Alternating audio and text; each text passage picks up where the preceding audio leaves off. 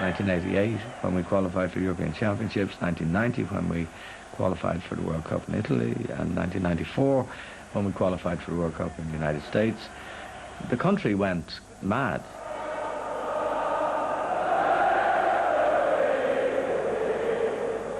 It was a very happy time for many people who didn't really have much real interest in football. But for those of us who were informed and in love with football, it was very curious, because here was unprecedented success, using fairly crude tactics and deploying very, very great players in the most curious way. So there was a tough critical analysis that had to be engaged in. Tens of thousands of people lined the route between the airport and the city centre. Came home to Dublin Airport just before the team in 1990, and there was 500,000 people on the streets of Dublin, but there was a lot of them at the airport, and I got into my car with a friend, and they were waiting for the team who were coming after, but they saw me, and they nearly turned the car over, and there was no police around, and it was very, very, very serious. So that is kind of disturbing. It was only a game of football.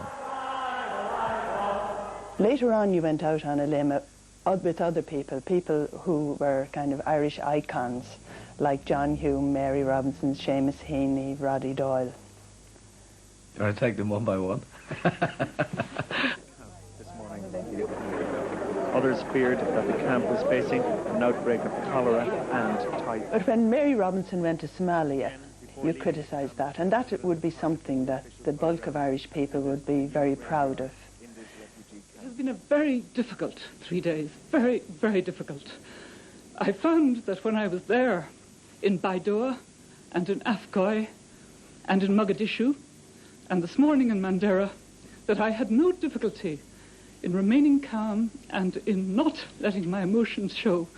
And I'm sorry that I cannot be entirely calm speaking to you, because I have such a sense of what the world must take responsibility for. I was questioning the relationship between the developed world and the underdeveloped world and the third world. And I believe that there are many, many people in the first world who have exploited that. And I believed that Mary Robinson was getting a photo opportunity. She was building up her CV. This was an exercise in proving that she was a compassionate person. The result of that was that she gave up the presidency here after 7 years, got a high-powered job working for the UN. She has a reputation for compassion. Probably you could have written any of those critical articles in a way that wouldn't have been so cruel. Well, you're talking here about very powerful people, and often, and very powerful politician in this case, who's trying to, in my view, exploit, the best intentions of people. So politicians must expect to have what they do subject to rigorous scrutiny. And Mary Robinson, for example, was the first president to call the Houses of the Oireachtas together twice to hear speeches. Now, again, I believe they were photo opportunities. The revelation this morning of a secret meeting between Gerry Adams and John Hume was referred to in a departure from the central speech at Milltown Cemetery. On John Hume, you wrote extremely critically of him for a long time.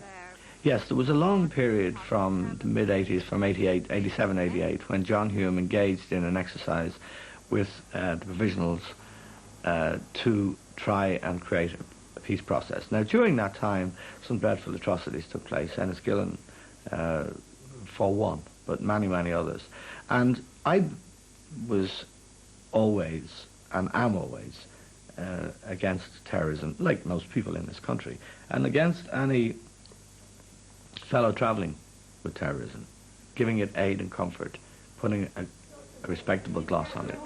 And for a long time I was very critical of John Hume for not condemning outright the Provisional IRA.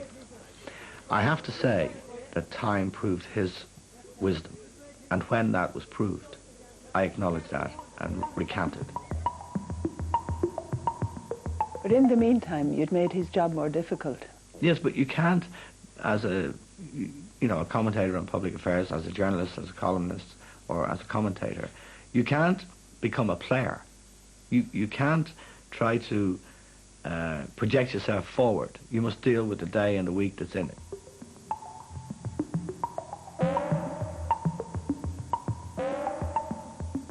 I come back to the matter of tone, though. I mean, do you ever think that article was immoderate? I should have gone back and toned that down. Well, yes, I think you'd be an awful fool if having been writing articles for 20-something years, there weren't pieces that you would moderate or alter. But that's what, I was. That's what I felt.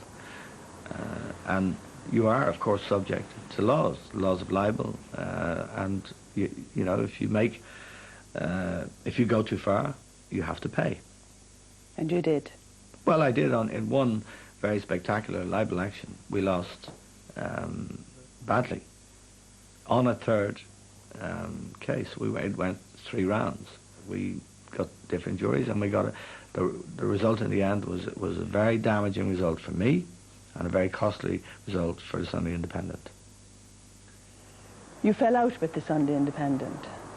You wrote that you didn't like their style of journalism, and yet many people would have seen you as a kind of a prototype of that style. Well, that's why I left. I mean, basically, if you are associated so completely with something you disapprove of, then something has to happen, and I left. That's a cheap, nasty, dirty little question from a cheap, nasty, dirty little journalist. Excuse me, hold on a second. You've gone... People say that you're very good at dishing it out, but that you're not so good at taking criticism yourself. Sat there, dressed in... There was only one case of during the World Cup in 1986 when Dermot Morgan parodied myself and John Giles, which I took grave exception to. John Giles, he's a great lady journalist. He is one of the great... Hold on a second. I'll tell you something. I've had sex with Mum, and John is the best. The parody was about how inarticulate and stupid John and I were. Dogs, they laugh at you. Just like that. United coming back from Kiev without Stam. Right. Well, I think the whole point of RTE's soccer commentary is that, unlike English soccer commentary, it isn't inarticulate. So, Max, but in general, if you're critical of people, you have to accept criticism, and I think the record shows that no one's been sued so far.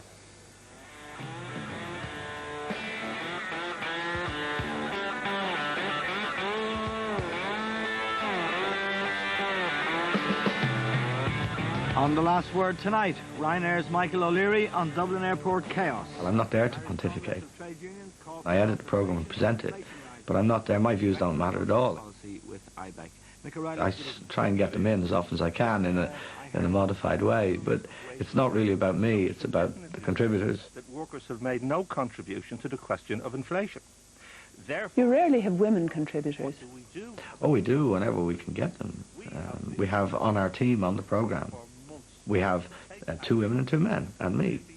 But as contributors? Well, I think that's really down to the nature of society. We don't even think about the gender of our contributors. I opposed it, and I warned about the question of inflation. But whether you support... My ambition would be to be able to retire from this business, which is a tough business. Pretty sure you've got it right, are you? Without being a drunk, which is a danger in this business, without being poor, and without, scratching around for freelance work and becoming very sad. The programme for prosperity and fairness. You're on the fringes of show business.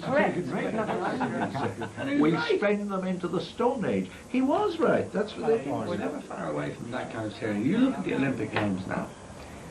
This is a vast conspiracy. Then, didn't he? Clark Gable after that for your man. Yeah, Ernie Gable. And Burgess said he'd agreed to do it. And I'd remained good friends with my former wife, the woman I subsequently live with, and the woman that I live with now. I'm friends with every pussycat in my private life. I'm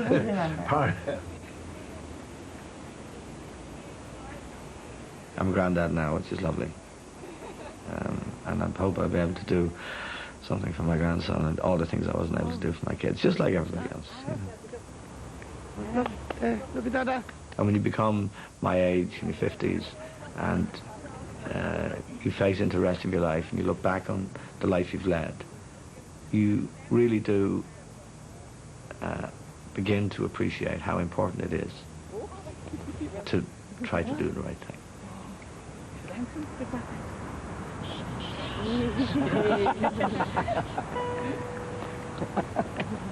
Want to go in